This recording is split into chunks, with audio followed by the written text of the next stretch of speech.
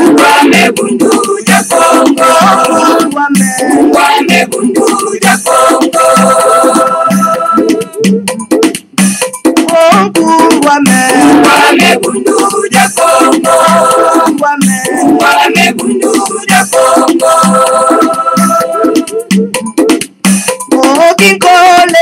Kole kukongo ya mweniko.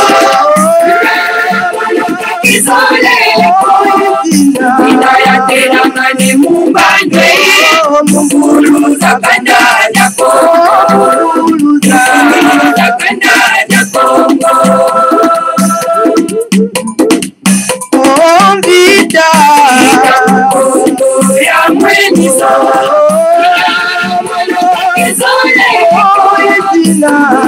Tela mane mumbaje wana vita kukongo wana vita kukongo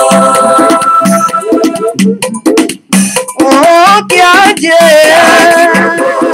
ya mweniko kizole ya tela mane mumbaje akanda ya Kongo akanda ya Kongo tombe ya mweniko kizole ya tena mane mumbaje soma tende kukongo soma tende kukongo Ngwame bundu ya Kongo. Ngwame bundu ya Kongo. Ngwame bundu ya Kongo. Ngwame bundu ya Kongo. Ngwame bundu ya Kongo. Ngwame bundu ya Kongo.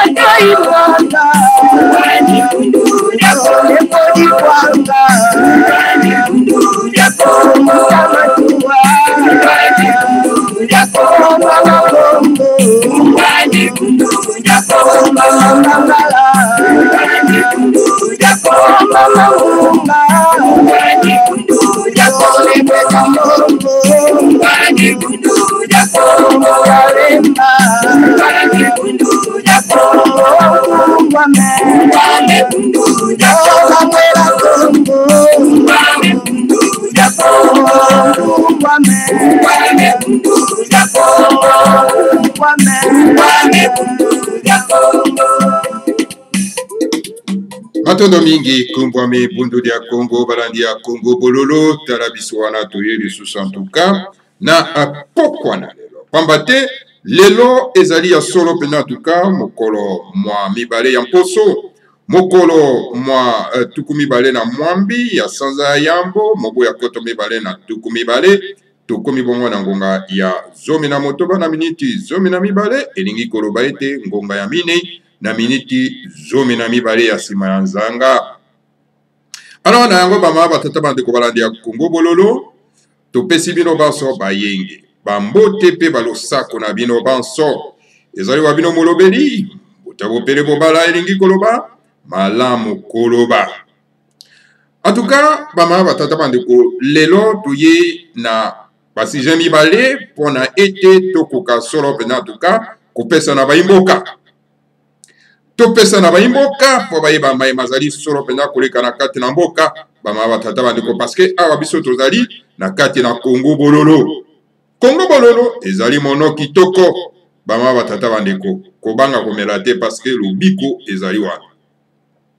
Tozali awa solo pena en tout cas bama batata bandeko na plateau na biso na donc na Kongo dietu 4115 Kongo dietu koto minei na kama moko na zomi na mitano epa wapi ezali kolobela likambo etali solo pena nomination ya Moyombe na kombo ya Kibinda Panzu na esika ya likambo etali solo pena sécurité ya mboka ya République fédérale du Congo.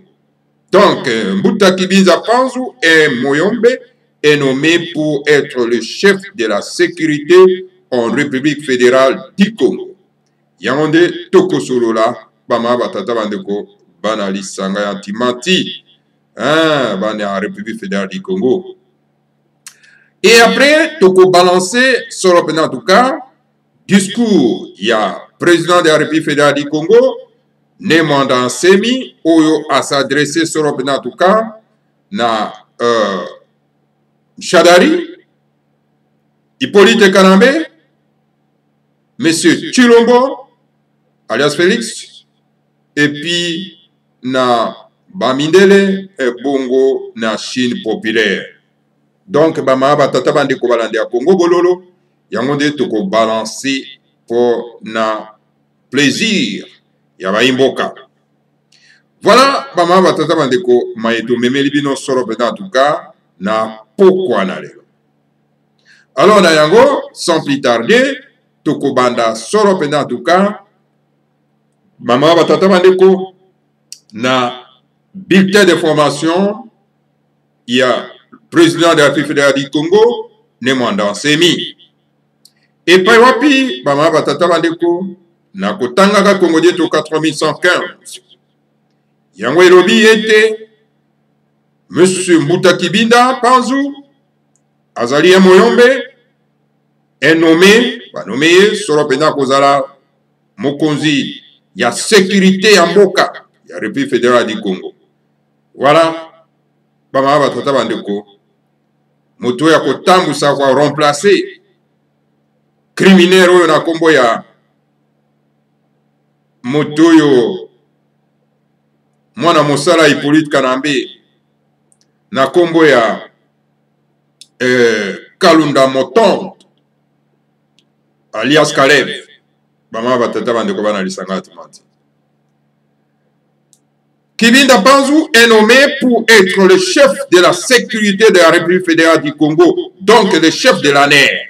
Donc M. Kibinda Panzu, Yazali Soropena, nommé par le président de la République fédérale du Congo, ne mandat 5000 potes à quoi cause la Soropena en tout cas, Mokonzi ya kokenge la Soropena en tout cas, Mboka Bama batata bandeko ya kokenge la République fédérale du Congo, M. Kibinda Panzu. Alors, il aura deux adjoints. À cause d'en avoir besoin. Le chef adjoint de l'ANER, charge de problèmes intérieurs, Monsieur Lutumu Patrice. Monsieur Lutumu Patrice, il est à cause de la Soropena adjoint, le premier adjoint, il y a Monsieur Kibinda Panzu, pour la Likambo et Tali Soropena en tout cas, sécurité intérieure. Son deuxième adjoint, le chef adjoint de l'ANER, chargé de l'extérieur, Congo Bololo, Mungala. Donc voilà, Bama Batata Bandeko, une nomination. Il y a le président de la République fédérale du Congo. Donc, Butakibinda Panzu, il y a cause à la mokonzi à sécurité, à cause à la besoin à Emibale. Yaliboso Sorop en tout cas, M. Lutumu Patrice. Yamibale Sorop en tout cas, Congo Bololo. Yende à cause de la deuxième adjoint à Ye, Oyo Bakosala Mosala ya Kokenge la Mboka. Oyo Congo Bololo, non? Ah, bino moko ye bakaka, Congo Bololo de nani.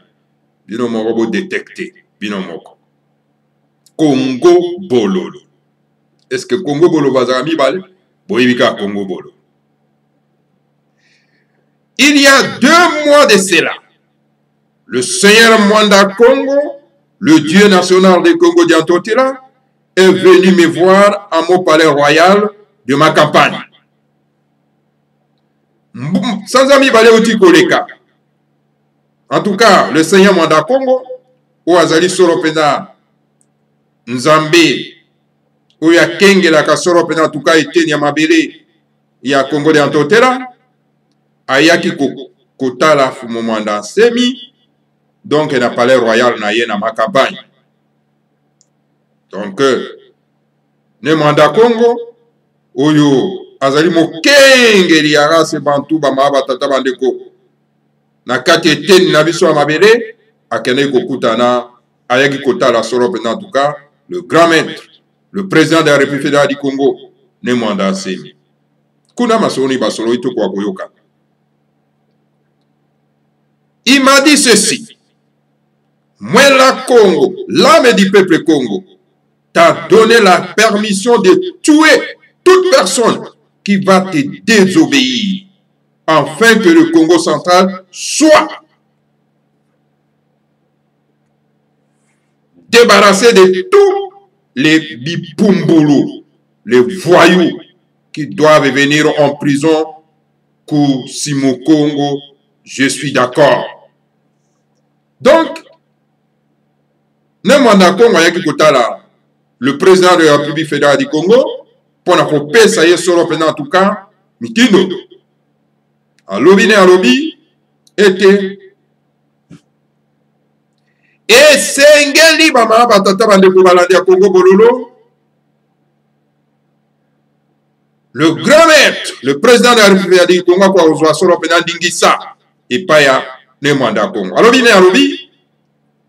na pession Dingissa. Yako boma solo pena moto yo surtout o yako désobéir na yo o yako zanga botosi afin que Congo yakati et ko solo pena en tout cas ko se débarrasser na bato ma boma ba kipumbulu ba voyou ba ko ya solo pena en tout cas na mukia molimo ba kota solo pena na lubwako. Alors, le président de la République fédérale du Congo, Nemwanda Semi, à lobby, je suis d'accord. Ingeta, Ibobo, Ibobo. Voilà maman batata bano. Parce que mon tindo mboka ikomi, ba kipumburu batondi mingi na mboka, ba voyou batondi na mboka. Baza koye bamtuma na bangote, pe baza kotia ba kale par tous les moyens pour être bana mboka bakoka ko bonga. Alors il faut siko ko se débarrasser na bango bama batata bandeko mitindo yo tina mokila molimo. Alors na tango wana bako zonga na mokila molimo po ete bakenda kusoba pena na prison spirituelle. Ba bayebaka lubwako ya mokila molimo te bako yeba ngo tango wana. Mais pour éviter de tuer tout mon peuple de Congo d'Antotela, qui, à cause de la colonisation occidentale, qui a aliéné mon peuple Congo, les Bas-Congo ne savent plus de Kodi Diamoyo, la loi sacrée de l'Empire du Congo d'Antotela que j'avais donnée à mon peuple Congo dans le passé. Alors, on a pu éviter que Koboma solo pena en tout cas, bana ya Congo te nyoso. Alors, à cause ya nini? À cause de la colonisation occidentale, ya mindele, o baya ko aliéné ba imboka. Et sengebo kwa koyeba ke nous sommes tous aliénés. Talande to kota na bizambi, to kota na makambo ya bapaya, to yeli lisusu solo pena en tout cas, bokoko na bisote, parce que nous avons été tous aliénés. Alors, na yango, les Bakongo bayebi lisusu Kodi Diamoyo te. Donc, Kodi Diamoyo, elingi koloba, mobeko mosantu. Ya empire ya Congo d'Antotela. Oye parapi, na pe saka soro pena na bana nangai na kala. Donc, Kodi Diamoyo, ezali mobeko mosantu, oyo ne mwanda Congo a pesaka soro pena en tout cas na baimboka na tango ya kalakala na empire ya Congo d'Antotela. Ainsi, commencez par écrire cette loi sacrée article par article pour que les Bakongo puissent le connaître de nouveau. Donc, alobi na alobi banda sikoyo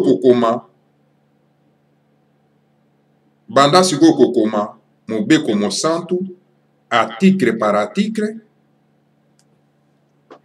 bolimbisi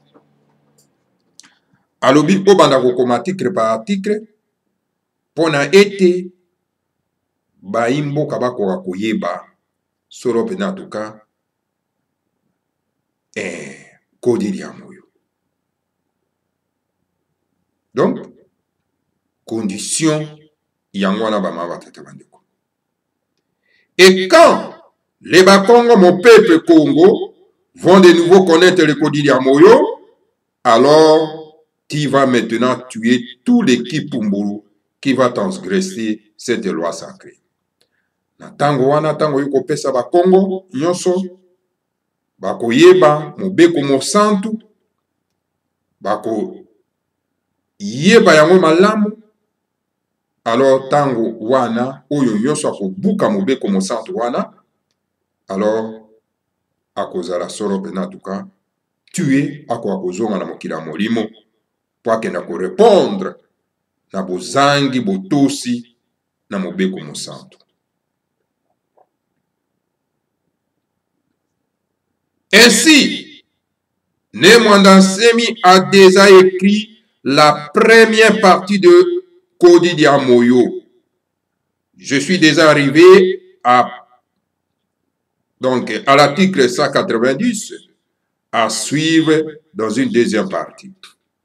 Alors, le président de la République fédérale du Congo a commis l'article wana déjà, a commis na article 190. Donc, dans la deuxième partie, il y a Congo de Oyo, donc, Bokoyeba, donc, le reste, il y a l'article wana Mibeko. Par la même occasion, Kibinda Panzou va aussi faire imprimer à Paris le saboteur de la vérité universelle pour satisfaire à Maître Jésus qui m'a demandé de corriger toutes les fautes que le christianisme colonial a commis en son nom au nom de Jésus. Alors, pour Yangope, donc, dans la même occasion, voilà, Mbuta Kibinda Panzou, donc, akokenda ko imprimer na Paris, Buko Oyo Tobengi, les saboteurs de la vérité universelle. Pour été, akoka ko satisfaire Maître Jésus, Oyo Paiwapi, a sengaki na Nemwandansemi, akoka solo pena ko corriger ba faute union surtout Oyo le christianisme colonial, a sala na Congo na ye. Na Congo ya Jésus. Bama batata bandeko, balandia Congo bololo. Prochainement, le Japon va installer à mon palais royal une imprimerie moderne. Ainsi, tout sera désormais imprimé sur place. Ingeta, Ibobo et Ibobo. Donc, Nayango, prochainement, Japon a installé na kati ya palais royal. Il y a le grand maître Nemwandansemi, le président de la République fédérale du Congo. Imprimerie moderne. Oui, so ekubanda kosalema sur place kuna. Voilà projet Ezali Angwana. Bama batata bandeko balandia Congo bololo. Voilà Congo dieto 4115. Oyo to memeli bino solo pena tuka na poko na lelo. Voilà bama batata bandeko. Makambo mazali ko bongama. Malembe tozali ko kombolo ndako. Tozali ko kombolo ndako. Eza ko komba. Yango no moni mediocre bazana kati ya mboka bazali agité. Bazali tellement agité bama batata ba. Yango no moni mediocre wana oyo ezali ko tambusa masoro pena na info président na kombo ya Chilombo alias Félix. Bakendeki kosala réunion ministérielle na bango selon les informations oyo ekweli biso ekwelaki biso solo pena na Congo bololo. Na omeni ya réunion na bango ezali nini? Donc il faut qu'empêcher Nemwandansemi à prêter serment à été étant que président de la République fédérale du Congo. Alors donc, il faut qu'on prépare donc son arrestation. Wana réunion bango basalaki réunion ministérielle à bango basala ki yangwana selon les informations oyo tozui ba mawa tatabane. Mais arrêtez le président de la République fédérale du Congo de Mandansemi. Mais c'est une blague ou quoi? Monsieur Tulombo, qui n'a pas été élu président de la République. Qu'il est là par des magouilles et Hippolyte Kanambé, et qu'il a trahi le peuple congolais. Hein? Alors donc, allez-y. Alors beaucoup précipité donc départ Nabino Nakati Ambokawan. Bama Tatamandeko. Yamana Bama Tatamandeko Tango Nazaki information au lobby.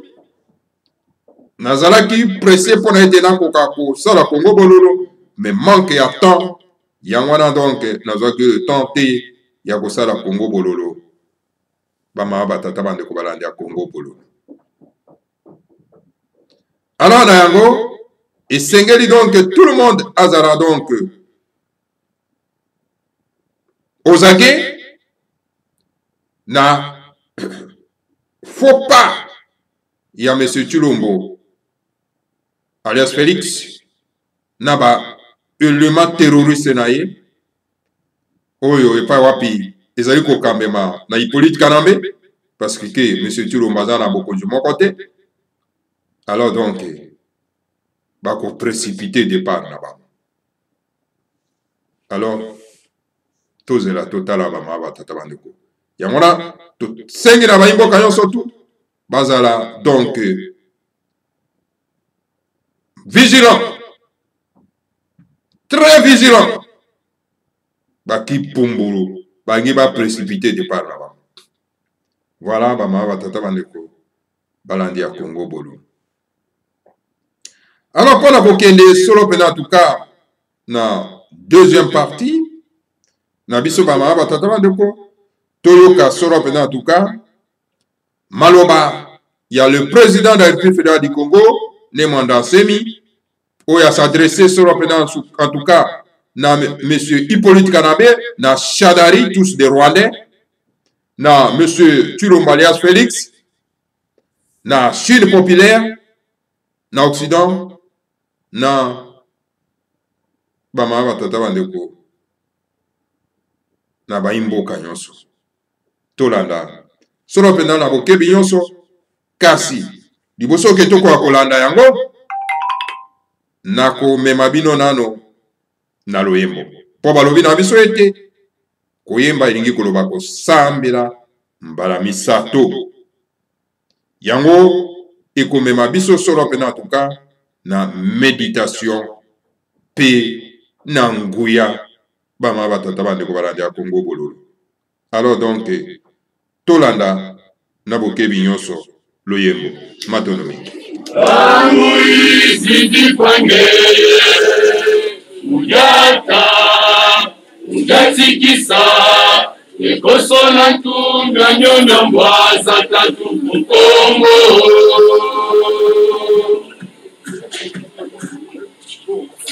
tangu izidi kwange yata ujatikisa ekoso na tunga nyonya nyoka za maluku kongo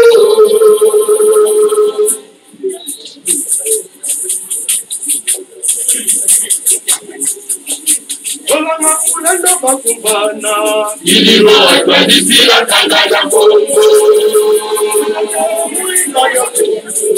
Mwena kemo wazola ngambu yelendo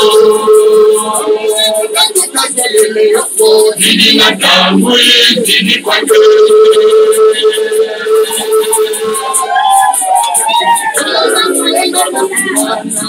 Didi go atwadisira kangana kongo Mwena kemo wazola ngambu yelendo Didi na tangu didi kwange Tangu didi kwange Yata ujatikisa Ekoso na tunga nyonya mbwaza tatu kukongo Tangu didi kwange Yata unatikisa ikosola tunda nyama nyuka zamba lukukongo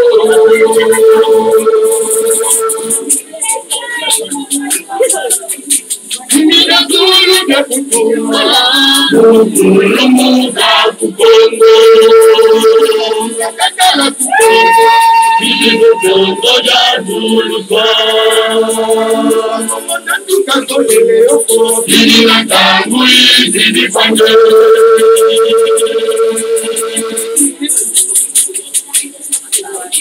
Mira tulu ya kutuma Mukulu muka kukongo Bidigo kongo ya buluka Bidina tangu izidi pange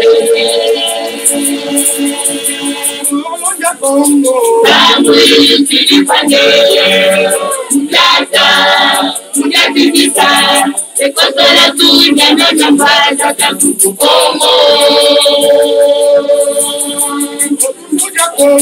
Tangu izidi pange Yata Unyatibisa Ekosola tunya Nona mbaza Takuku Kongo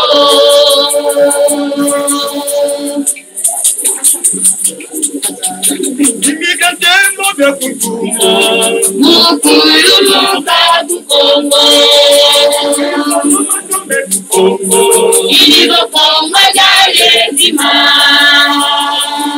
Mutumeka sikila Ilina tangu ikidipane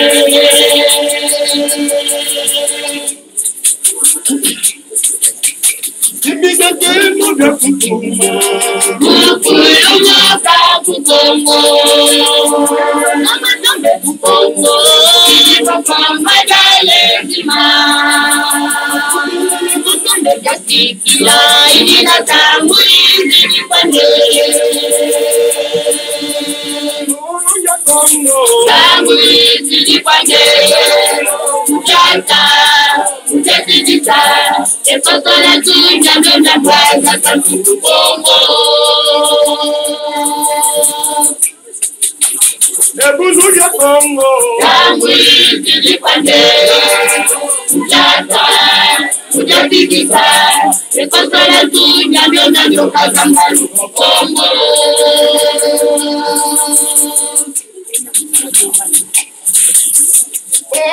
Kongo Tangu ikidipane Ujata Ujatikisa Ekosola tunya Nona mbaza Takuku Kongo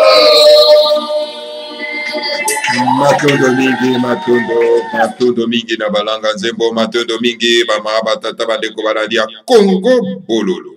Et voilà, bama batata bandeko baladia Congo bololo. Toujours que dans la deuxième partie Nabiso, où Italie sur en tout cas le message, il y a le président de la République fédérale du Congo, Némandan Semi, et par rapport en tout cas à s'adresser sur en tout cas Nabato Bazali concerné. Tolanda sur en tout cas, Nabuke Binyonso, Ba Landia Congo Bololo. Matondo.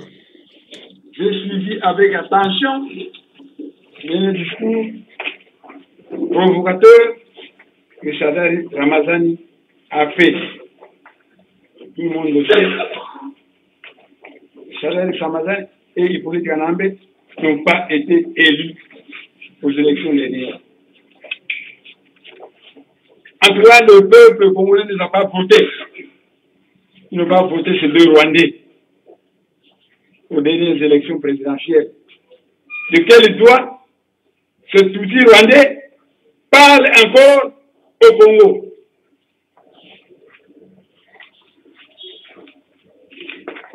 De quel droit cet outil rwandais parle encore au Congo, qui n'est pas son pays?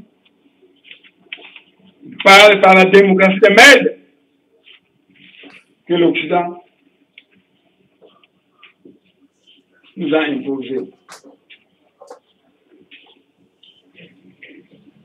Il parle au nom de la démocratie de merde que l'Occident a imposé au peuple congolais. Ce sera des dernières années. Voilà un génocidaire tout rwandais qui devrait terminer sa vie à la Cour pénale internationale.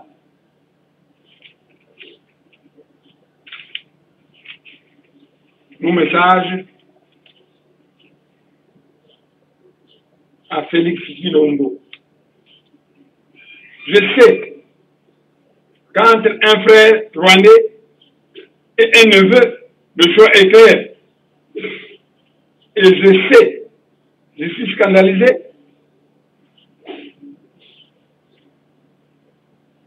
Ensemble avec les ancêtres de Bakongo, les ancêtres de Baluba qui connaissent les liens des champs qui unissent les Bakongo avec les Baluba.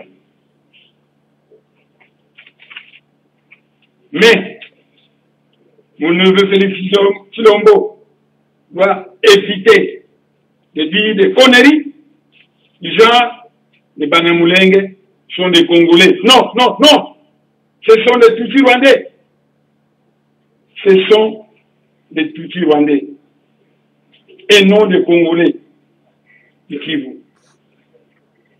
Je sais que ta femme est une Tutsi rwandaise. Mais il ne faut pas confondre les problèmes sentimentaux avec les affaires de l'État congolais. Car entre les États, on n'a pas d'amis. On n'a que des intérêts à défendre. Mon message à Hippolyte Kanambe. J'ai fait beaucoup de discours de sagesse à ton égard, mais faute, à cause du soutien que te porte l'Occident, tu n'as pas suivi mes sages conseils. Et malheur à ceux qui comprennent toujours en retard. Une fois de plus, je te demande d'aller en exil dans un pays africain de ton choix. Après 3 années d'exil, tu pourras rentrer au Congo en tant qu'investisseur. Mais, malheur à toi, si, une fois de plus, tu t'entêtes, fort du soutien que te porte l'Occident, malheur à toi, Hippolyte Kanambe. Car les génocidaires du genre Sassou Nguesso, et toi, Hippolyte Kanambe, devait terminer sa vie à la Cour pénale internationale.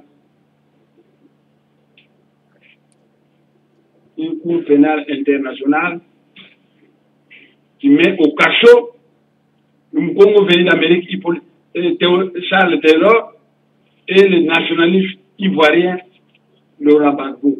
Ces deux sont à la Cour pénale internationale. Tandis que le grand génocide Sassou Nguesso et Hippolyte Kanambe se promènent librement. La Cour pénale internationale est faite pour qui? Seulement pour le Mukongo Charles Taylor et pour le nationaliste ivoirien Laurent Gbagbo. Mais comment comprendre que Sassou Nguesso, qui ne cesse de massacrer de Bakongo, ça fait 60 années, est libre? Comment comprendre que Hippolyte Kanambe, qui a tué beaucoup de Congolais, il a jeté dans les fosses communes, est libre? Comment comprendre cela? Mon message à la Chine populaire. Je suis un grand initié Congo qui a rencontré de temps en temps Mao Tse-tung dans le monde spirituel. Mao Tse-tung, ce grand leader du tiers-monde, car Mao Tse-tung est vivant dans le monde spirituel où il est. Dirigeant actuel de la Chine, votre appui à Kabila, le Rwandais, fait honte aux camarades de Mao Tse-tung. J'espère que la Chine va se rattraper pour se détacher de Hippolyte Kanambe parce que ça fait honte à Mao Tse-tung. Je sais de quoi je parle et je pèse bien mes mots. Mon message à l'Occident. qui soutient Kabila. Politiciens occidentaux, je sais que c'est vous qui nous a imposé Kabila comme président en RDC pour des questions, des raisons d'intérêt que vous connaissez bien.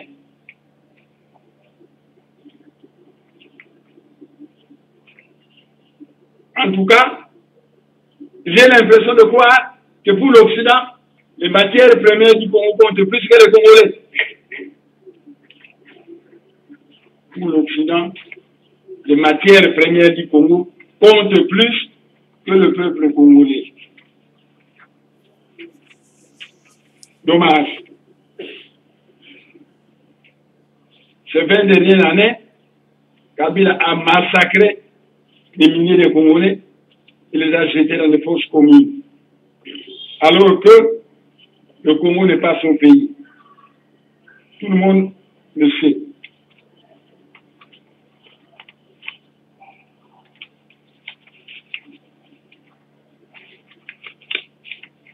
Mais le peuple congolais est fatigué.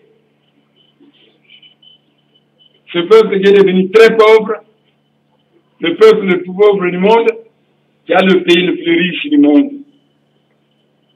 Et malgré cela, par votre démocratie de merde, vous continuez à soutenir Kabila au pouvoir. Et cela est décevant.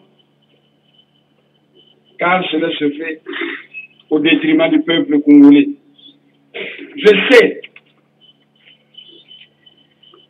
que la coopération entre mon pays et l'Occident est utile. Mais par votre faute, évitez que nous puissions aller chercher nos amis ailleurs. En Inde, au Japon, et pourquoi pas en Corée du Nord.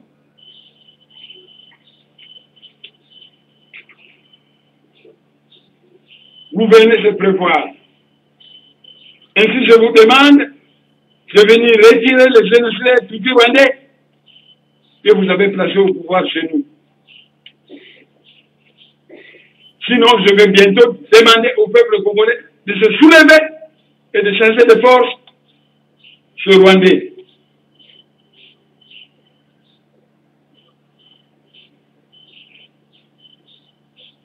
Et de grâce, qui va supporter le sang des Rwandais et des Congolais qui va couler? Moi, je suis un sage africain.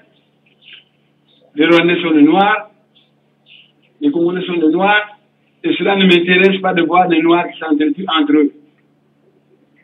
Mais c'est vous qui nous avez imposé cet outil rwandais. Venez retirer cet outil rwandais, s'il vous plaît.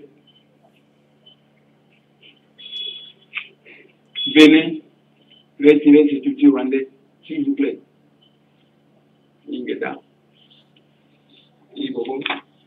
Igogo. Matondo mingi bama batata bandeko balandi ya Congo bololo wanezalaki message donc ya président de la République fédérale du Congo à s'adresser solo penda na bato boyoki. À s'adresser solo penda en tout cas bama batata bandeko na Shadari. Shadari, j'ai toujours dit que Shadari c'était un tout Rwandais. Shadari qui maintenant se lance pas d'embraser la République fédérale du Congo, la République démocratique du Congo. Embrasé à Tumbamboka où ils allaient ayete Shadari. Et voilà, le président de la République fédérale du Congo a s'adressé à Hippolyte Kanabé à Bima Namboka. Congo et Zamboka na été. Hippolyte Kanabé n'est pas un Congolais, c'est un tout Rwandais. Il doit sortir, quitter le pays. A s'adresser à M. Tshilombo Félix. Donc, hier, soi-disant, le gouvernement Mboka n'a pas sentiment. Parce qu'il y a moi aussi, il y a Munyamulenge, il y a Motuti Rwandais. A condamné M. Tshilombo, na déclaration à Londres, na kolobaka ete, ba Munyamulenge, ba Nyarwanda, baza ba Tuti Congo, baza ba Congolais.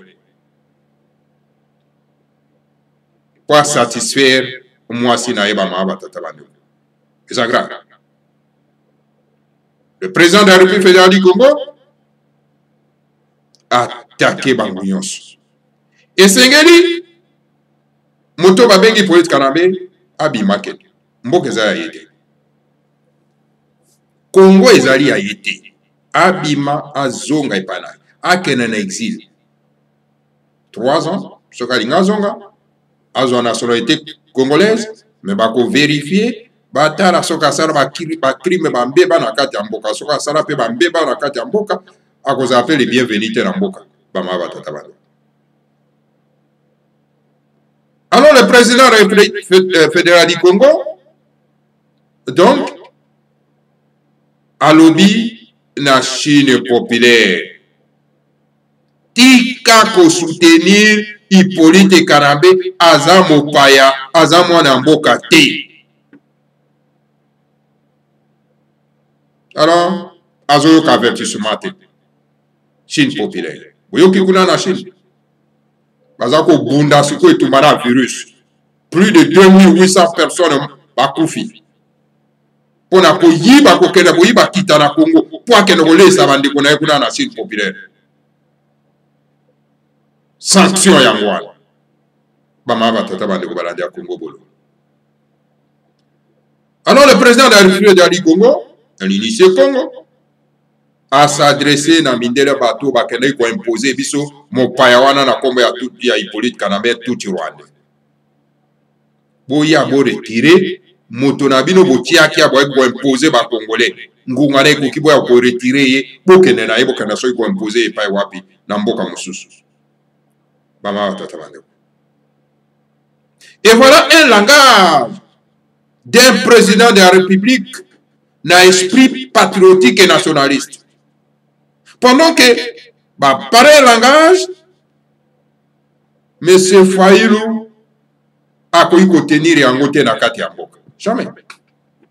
Bemba ko tirer ko lomba langage en ndenge wana te na kati ya mboka. Chilombo a ko lomba yango te. Mozito a ko lomba yango te. Rengwanda peut que parler dehors, Libanda, le Kola Tchakou, mais à quoi il bango sur place dans Bokate. Mais Bana Congo. Vous avez besoin d'un leader ou vous attendez un esprit patriotique et nationaliste, ou bien vous avez besoin d'un leader oyo, baza kola isabido pongi le Kola Bafailo, ba Mozito, ba Bemba, ba Tirombo traître. Est-ce que vous en avez besoin d'un abattoir? Alors ce qui fait que vous êtes complices, non? Vous êtes en train de vendre le pays. Mais ceux qui vraiment ont un esprit patriotique et nationaliste, moto boko landa. Yewana, boko landa moto musute. Moto boko landa mot d'ordre. Yewana boko landa moto musute. Nalandi li secours oyo, il y a le président de la République fédérale du Congo, Asaraki. Nathalie ba commentaire yaba. Tananda ki yango na télévision Dosta.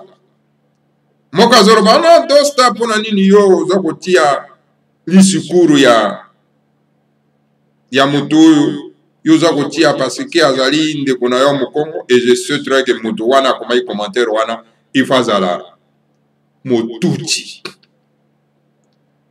Alors za ko intimider Dosta. Bama tata bande. Donc, certains Congolais naïfs, bango balingi ba discours oyo, ba politiciens oyo bazali lisanga moko pona ko boma mboka, bala zola sa bango pongi ba ma batata. Mes chers frères, nous avons qu'une seule personne qu'il faut soutenir, c'est le mandat. Il n'y a pas une autre personne ba ma batata. Et je vous demande de ne pas soutenir Tirombo Félix, c'est un traître.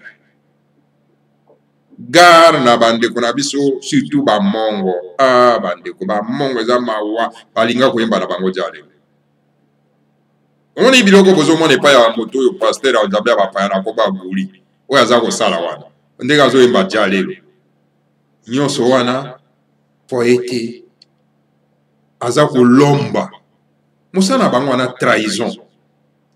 Trahison wane banana bomboko. Bomboko mutateka molele no. Bomboko akenda kozwa molele na Congo dia fois aye koteka ye pa ya Mobutu. Moussala na bango ya wana. Bamongo. Tala moto babe makoloko tambo. Ayebi ke Hippolyte Kanambe c'était un tout Rwandais. Mon père. Mais tala ndinga azalaki wana na antenne ya antenne ya radio télévision nationale ya NTNC. Pona kosala jalelo. Bayoka kape soni te bama batata bano. Hein? Bayoka ka soni te. Tala oyo azalaki ancien gouverneur kuna na Équateur na Mbandaka bayende. Hein? Tala moderne na bango wana. Yewe te muta tango alinga ko empoisonner Mobutu. Apesa Mobutu mbote na poison. Mobutu alobi oza mwana muke. Basi batimbela ke deja. Atika na poison ngona maboka ba memi mbango. Na mokili mapoto po ba soigner. Et tala ozomona oyo moto oyo babengi na Zambia bo pa pasteur Guri. Tala ndenga zo koyemba jalelo epa ya Chirombo. Et pourtant yebi ke Chirombo azali dans le faux. Musala ya ba mongo ya mwana. Et lobby akoli ya mosapi parce que Joana ezali à courte durée. Bama batata bandoko. Joana yo ya koyemba jalelo ezali à courte durée. Il y a oyo to bengi solo pena tuka makoloko tambo les aki à longue durée parce que a sali 20 ans na koyemba ka jalelo mais yo bozala à courte durée. Monsieur Gouli pasteur ya bonzambe na bapaya. Monsieur Gouli un jeune qui se met au service des mensonges. Un jeune qui se met au service des mensonges. Il y a Djalelo.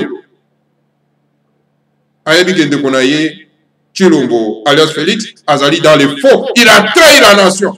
On collabore avec les étrangers. Taraba ebise kobenga isusu Hippolyte Kanambe na kombo ya Hippolyte Kanambe te, obenga eka na Kabila. Ye wana komika kana soka zo sala ba intervention na azo benga kana kombo ya Kabila. Poni ba pameli yepe alalisi mokila na se. Alalisi mokondo ya makako na se. Bama batata bandeko balandi ya Congo bolo. Mes chers frères et sœurs, banation ya mboka ya Congo. Nous savons qu'une seule personne qui faut mettre notre énergie, c'est Fumumana. Il n'y a pas une autre personne. C'est la seule personne que nous devons mettre toute notre énergie pour la libération en Mboka. Comme ce soit ça, tala ba leader nyo so wana baza koloba na kati ya Mboka. Yo kama kambaza koloba. Ya kola sabino be pongi. Mais Mboka ezali abino, mais bokola la pongi ndenge nini? Tala ndenge ba pekisi ba journaliste, ba lekisa message ya le président de la République du Congo ne manda semi. Bango pe ba kamati mikondo na bango balalisi. Kobanga la peur. Bama batata bandeko. Bongo lobi boko ya lisu oloba te limbi sabiso ezalaki tozalaki ya kobanga. Non. Non. Non. Kolimbi se koko zala te bama batata bandeko. Boke na ba prison. Tout. Prison. So ipo si se okena si mu Congo ke ipe susu na prison. Bama batata bandeko bana lisanga atimanzi. Potango bo moni ete boza na LID. Oyo aza koloba sur le terrain. Oyo aza ko défier sur l'opéra en tout cas ba occupant. Bon ba ko occuper biso. Baza ko détruire nation. Est-ce que vous avez besoin de l'andaka bateau lokola ba faille qui déclare que non Kabila c'est un Congolais, azana place na na Congo. Nyo sona aza kolombo Kabila, ya kasi Kabila Hippolyte Kanambe akoyoka ye mawa pour appeler ça y loko ya lingi. Voilà les gens comme ça qui détruisent le pays. Il faut appeler les chats par son nom, les chats. Hein? Parmi bino surtout wana bozana kata boka. Boyebi ke moto babengi Hippolyte Kanambe c'était un étranger. Si vous kena kolombo étranger, ay ko kozabino pone. Car tout simplement parce que mindera bato va imposer bisoyi. yango komona bango yo surtout bakokima mosika na ne mwanda semi okomona bango ya pembeni te tala oyo dernièrement wa na moto babengi Franck Diongo alias Franck jusque là on comprend la force il y a ne mwanda semi te parce qu'il y a la prison ici comme atteindre les lettres confidentielles pour que pas travailler ensemble il y a que nous publier en les réseaux sociaux. Tout en croyant que bon, ça va salir en Congo, tu le Malias Félix, à côté ça y posté, à côté ça y posté. Yo moni batande mona baza ko travailler pour la baimboka. Ce sont les gens qui travaillent pour la mabungu na bango. Na mabota na bango. Est-ce qu'on a besoin de ces gens-là na héros Akinatimata? Non, mes chers frères. Tout ce sont. Mais mon tour a focus sur le président en tout cas, qu'on soutenir discours. Il y a le président de la République fédérale du Congo, il faut à la peine donc. C'est ça le discours que tous les politiciens doivent s'en accaparer. Mais personne ne le fait. Alors, il préférer la distraction. Ça me congrès quand vous y pour nani passer baza ko kosa bango na ba politiciens oyo baza ko lia na sani moko tout ce monde là ba lia kana sani moko Failu Mozito Hippolyte Kanambe Shadari Chilombo alias Félix qui encore Moïse Katumbi Bemba tout ba lia kasani moko mama tata bando eza na même moto ba bengi mwanda ba lia ka pesa sani moko. Alors, si vous récupérez Malobaya Nemwanda Semi, total à Sokolia na Bapayo Yesika, Sani Mokote, na Bessi au défi, Sokolia Kanaba Payo Sani Mokote, récupérez Malobaya Nemwanda Semi, total. Soko récupérez en côté, alors je vous mets en défi le peuple congolais. Je vous mets en défi. Ce qui, monsieur Ngbanda, a récupéré Malobaya, Nemwanda Semite, le président de la République fédérale du Congo, Lobaki Ali Akanaba Hippolyte Sani Moko. Je vous mets en défi. Pama batata bande ko ala dia Congo bolo. Nyonso oyo bomoni ba politicien nyonso wana. Oyo aza ko télématé pona ko embrasser discours ya Nemwanda Semi, Loba Ali Akanaba Payawana Sani Moko.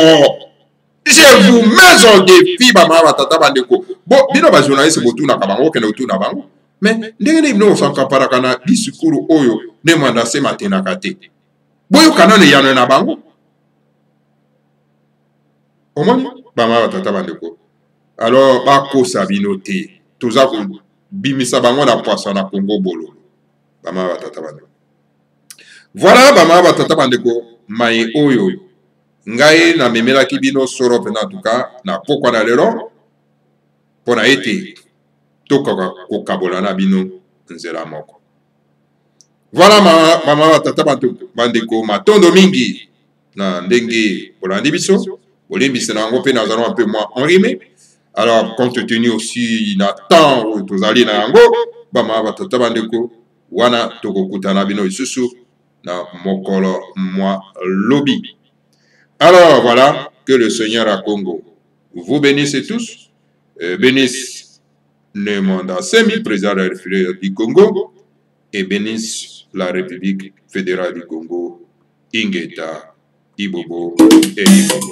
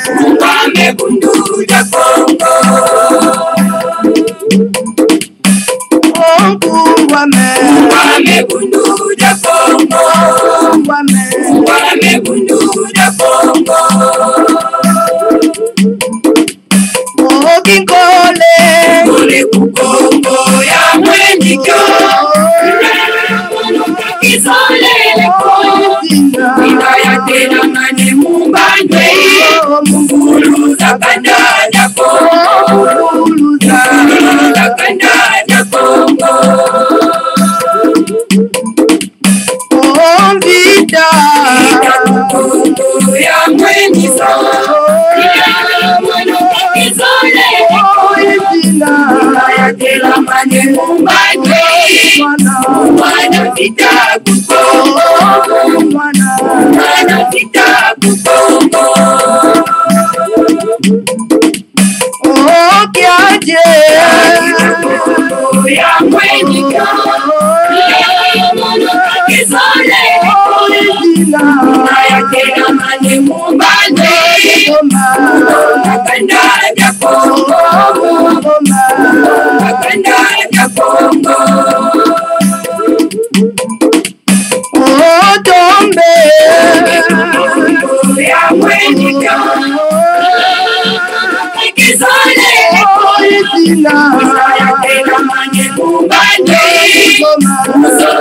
Bye.